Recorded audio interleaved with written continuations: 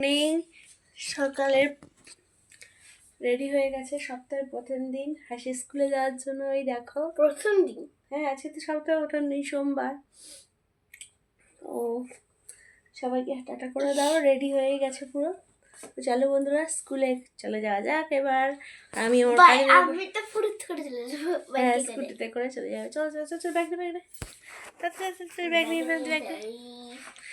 Tata বন্ধুরা। যা যা যা যা যা। হাসি বন্ধুরা থেকে বেরিয়ে গেল। ঠিক আছে তো বন্ধুরা, এই দেখো হাসিদের বাবার গাড়ি, এই গাড়িতে করে যাবে।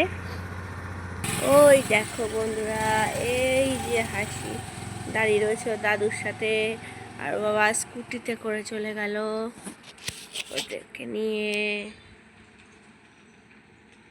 তো চলো এবার ঘরে ঢুকে যাওয়া যাক। হাসি তো হাসির স্কুলে চলে গেল। এবার আমার বাসি বিছানা কিছুটা তোলা হয়েছে, এখন পাখিটা তুলবো, তারপরে যা কাজ সব নেমে পড়বো। তো এখনের মতো গুড বাই। হাসিদের স্কুলে, তো হাসিদের স্কুল অলরেডি ছুটি হতে শুরু করে দিয়েছে। তো চলো হাসিকে নিয়ে নেওয়া যাক। ও দেখো সব বাচ্চারা বেরিয়ে গেছে। তারা হাসির স্কুলের ছুটি অলরেডি হতে শুরু করে দিয়েছিল। তো দেখো কিছু কিছু বাচ্চারা বেরোতে শুরু করে দিয়েছে। হ্যালো বন্ধুরা, আমার হাসি এখন ছুটি হয়ে গেছে, হাসির স্কুল ছুটি হয়ে গেছে।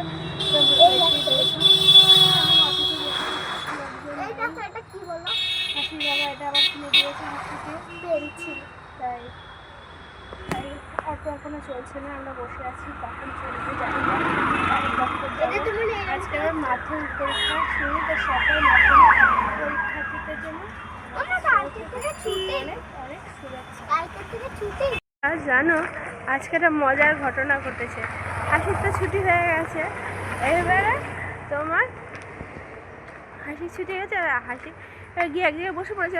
এত ভিড় স্কুলে, ভিড় এত ভিড়, আমি দেখতেই পাচ্ছি না হাসিকে। তারপর হাসি বসে আছে, এবার এদিকে গেটের সামনে এসছি, তারপর দিকে বসে। তুই কোথায় ছিলি? কি বলছিস কি বলছিস, বল বল, বলে দে। আমি তো এখানে বসেছিলাম, আমি বসে বসে ভাবছি মা কখন আসবে, আর আমি ওকে খুঁজে পড়ছি। তো আমরা এখন বন্ধুরা বাবার মানে বাড়ির দিকে রওনা দিচ্ছি। ওই বাবা চলে এসছে। স্কুল থেকে যখন ঢুকছি বাড়ির মুখে, দেখি স্কুলের গেটের সামনে অনেক অনেক ভিড় হবে না কেন, কারণ কালকের থেকে যেহেতু সোমবার থেকে তোমার মাধ্যমিক পরীক্ষা শুরু হয়েছিল, তো গার্জিয়ানদের ভিড় প্রচণ্ড পরিমাণে ছিল।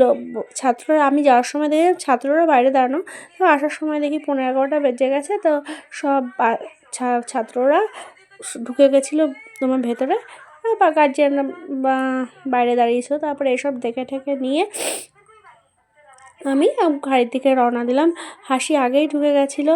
তারপরে আমি আস্তে আস্তে বাড়িতে ঢুকলাম। আর দেখো, বাড়িতে এসে দেখি অংশুবাবুর প্রচুর মাথা গরম, মানে ভীষণ প্রচণ্ডই মাথা গরম। তা দেখি কী কারণে মাথা গরম জিজ্ঞাসা করলাম, তো ও বললো ওর দিদিকে জুতো পরতে দেবে না। এইবার তারপরে কী হলো বলো তো ঘটনাটা। তারপর ওর মা যেই না বকা দিল, বাবা শ্বশুর করে জুতো পরে ছেলে আমার স্কুলের উদ্দেশ্যে রওনা করে দিল। তা আবার আমি বললাম আমাকে তুই টাটা করে দিলি না, তা আবার ও আমাকে একটু টাটাও করে দিল। তা এবার আমাদের গাছপালাগুলো বাইরে চলো তো দেখাই তোমাদেরকে। এই যে ওর হাসির বাবার যে ফুলের গাছগুলো তো এখন বড় হয়েছে, আর কবে যে ফুল আসবে ভগবানই জানে।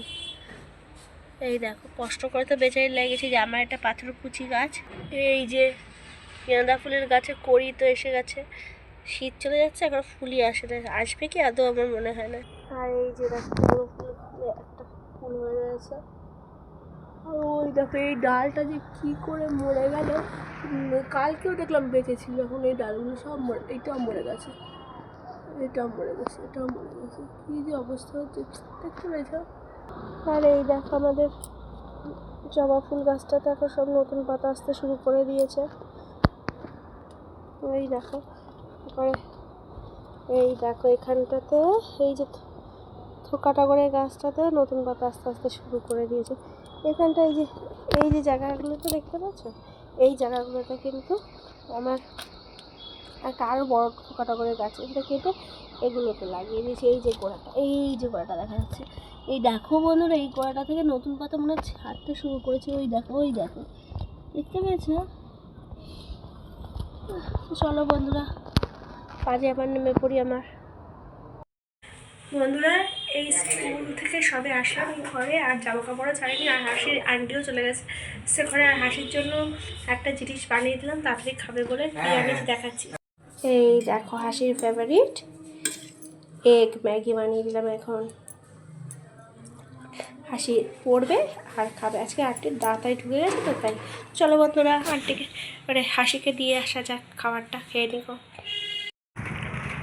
গুড ইভিনিং বন্ধুরা, এই দেখো আমি আর হাসি এখন বেরিয়ে গেছি ডাক্তারখানা চেম্বার থেকে। তো ডাক্তারখানায় দেখিয়ে সবে আসলাম।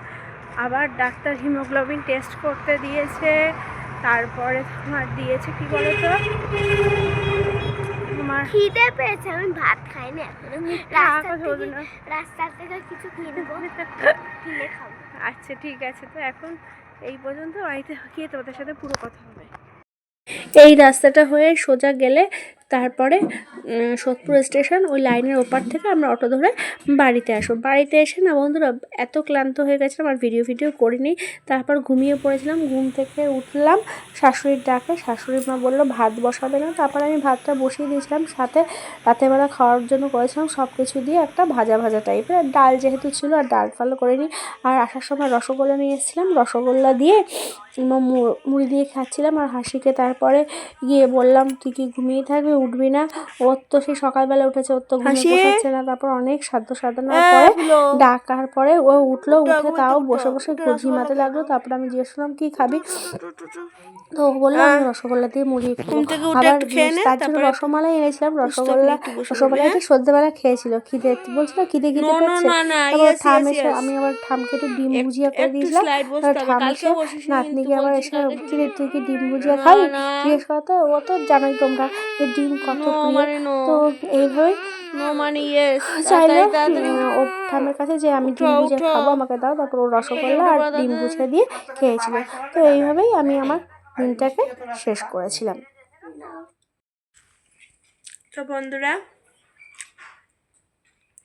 এখন কিন্তু রাত্রি হয়েই গেছে, আর হাসিকে টেনে হিচড়ে ঘুমের থেকে উঠালাম। আমরা এতটা ডাক্তারখানাতে এসে ক্লান্ত হয়ে পড়েছিলাম, আর না শুয়ে পারিনি। তো আজকের ব্লগটাকে আমি আর লং করব না, এখানেই ব্লগটাকে শেষ করছি। তোমাদের সাথে আবার নেক্সট ব্লগে দেখা হবে। টাটা বন্ধুরা, গুড বাই, গুড নাইট।